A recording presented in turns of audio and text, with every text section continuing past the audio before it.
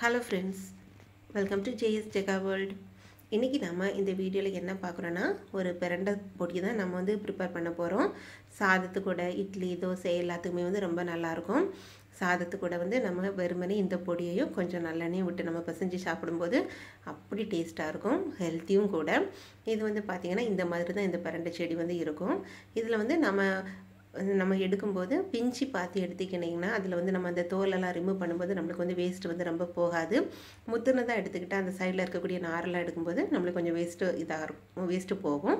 அதே மாதிரி இதை வந்து நம்ம வாஷ் பண்ணும்போது அதை க்ளீன் பண்ணுறதுக்கு முன்னாடி கையில் வந்து கொஞ்சம் எண்ணெய் நீங்கள் தடவிக்கிட்டு அதில் இருக்க நாரெல்லாமே உரிச்சு எடுத்திங்கன்னா உங்களுக்கு வந்து கையில் வந்து ஊறல் வராது.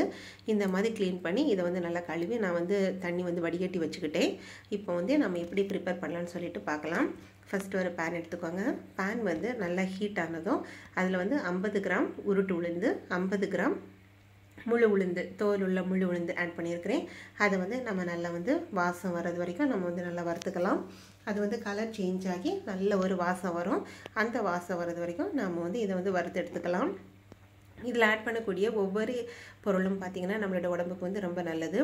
இந்த பிரண்டை வந்து பார்த்திங்கன்னா இது கால் வலி, முதுகு வலி இருக்கிறவங்களுக்கு எல்லாமே ஒரு சிறந்த நிவாரணியாக இருக்கும். அதே மாதிரி வயிற்று பிரச்சனை இருந்தாலும், டைஜஷன் ப்ராப்ளம் இருந்தாலும் இதை வந்து நம்ம அடிக்கடி உணவில் எடுக்கிறது மூலமாக நம்மளுக்கு வந்து ஒரு நல்ல தீர்வு கிடைக்கும். அதே மாதிரி 50 கிராமுக்கு வந்து துவரம் பருப்பு, கூட கொஞ்சமாக கடலைப்பருப்பு ஒரு கொஞ்சம் போட்டால் போதும். 50 கிராம் துவரம்பருப்பு எடுத்து அதையும் நம்ம வந்து நல்லா வந்து அந்த வாசம் வர்றது வரைக்கும் நம்ம நல்லா வறுத்து எடுத்துக்கலாம்.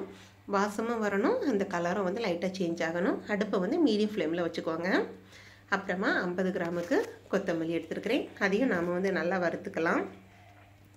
இந்த கொத்தமல்லி கூட கொஞ்சமாக கருவேப்பிலையும் ஆட் பண்ணிக்கோங்க. நல்ல ஒரு வாசமாக இருக்கும். இந்த கருவேப்பிலையும் ஆட் பண்ணி அதையும் ரெண்டையுமே நம்ம வந்து நல்லா வந்து வறுத்துக்கலாம். கொத்தமல்லி நல்லா கலரும் சேஞ்ச் ஆகணும், நல்லா வறுபட்டுருக்கணும். அதே மாதிரி கருவேப்பிலையும் நல்லா வறுத்துருக்கணும். கருவேப்பிலையை நம்ம கையில் எடுத்து உடைக்கும் போது அது வந்து உடஞ்சி விழணும்.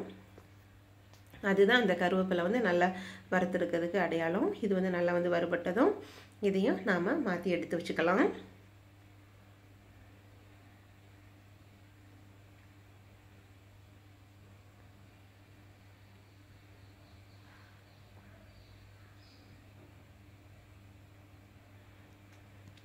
கருவேப்பிலை பாருங்கள், கருவேப்பிலை நல்லா வருதுன்னா நம்ம வந்து இப்படி பொடிக்கும்போது அது வந்து இந்த மாதிரி பொடிஞ்சு வரணும். இதுதான் இதோட பதம். அப்புறமா நம்மளோட காரத்துக்கு ஏற்றவாறு வத்தல் எடுத்துக்கோங்க. முழு வத்தல் எடுத்துக்கோங்க. அதையும் நாம் வந்து நல்லா வறுத்துக்கலாம். பாருங்கள், சப்பி இருக்கக்கூடிய இந்த வத்தல் வந்து நல்லா வறுபட்டதும் நல்லா புஷ்ஷுன்னு வருது. செய்தோம் நல்ல ஒரு வாசம் வரும். நல்லா வறுபட்டதும் நம்ம அதையும் தனியாக மாற்றிக்கலாம். அப்புறமா ஒரு பூண்டு, இது வந்து கொஞ்சம் பெரிய சைஸாக இருக்கனால நான் ஒரு பூண்டு எடுத்துக்கிட்டேன். அதையும் நாம் வந்து தோலோடு சேர்த்து நம்ம நல்லா வறுத்துக்கலாம். இதையும் நம்ம தனியாக மாற்றி வச்சுக்கலாம்.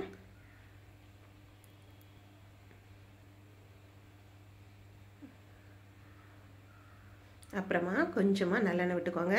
எண்ணெயில் வந்து நாம் வந்து புளி போட்டுக்கலாம்.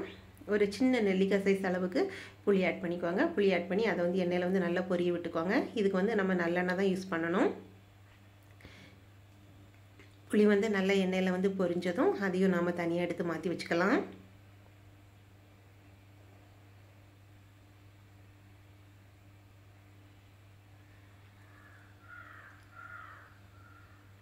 இப்போ இதுலேயே நம்ம வந்து கூட கொஞ்சம் எண்ணெய் விட்டுக்கலாம், நல்லெண்ணெய். இப்போ நம்ம ஏற்கனவே நம்ம க்ளீன் பண்ணி வச்சுருக்கோம் இல்லையா பிரண்டை, அந்த பிரண்டையை வந்து இந்த எண்ணெயில் வந்து ஆட் பண்ணிக்கலாம். ஆட் பண்ணி நல்லா நாம் வந்து எண்ணெயில் வந்து வதக்கிக்கலாம். வதக்கி அதோட கலர் வந்து சேஞ்ச் ஆகணும். இந்த பிரண்டை வந்து சிலவங்களுக்கு பார்த்தீங்கன்னா சாப்பிடும்போது நாக்கில் வந்து ஊறல் வரும். அதனால் இந்த பிரண்டையை வந்து நீங்கள் அந்த நல்லெண்ணெயில் வந்து நல்லா நீங்கள் பொரிச்சு எடுக்கணும். அது வந்து நல்லா பொரிஞ்சு அந்த எண்ணெய் நிறைய எண்ணெய் விட்டிங்கன்னா அந்த எண்ணெய் எல்லாமே அந்த சொறுசொறுப்பு எல்லாமே அடங்கி வந்து வரணும். அந்த அளவுக்கு நீங்கள் வந்து நல்லா வந்து பொரிச்சு எடுத்துக்கணும்.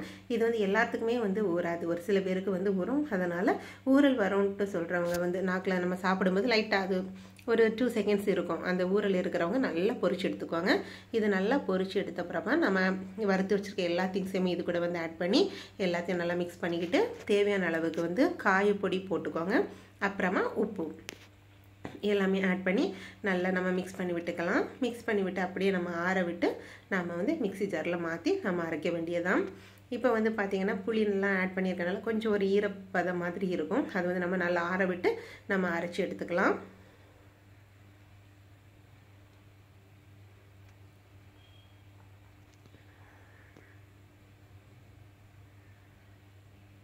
பாருங்கள், அரைச்சப்புறமா இந்த மாதிரி தான் இருக்குது.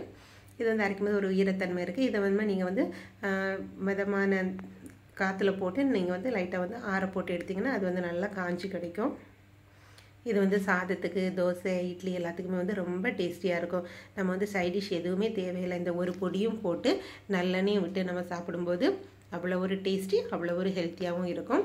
நீங்களும் ட்ரை பண்ணி பாருங்கள்.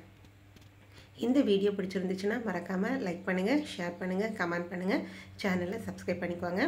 பக்கத்தில் இருக்கக்கூடிய பெல் ஐக்கானையும் கிளிக் பண்ணிக்கோங்க. Thank you friends. தேங்க்யூ ஃபார் வாட்சிங்.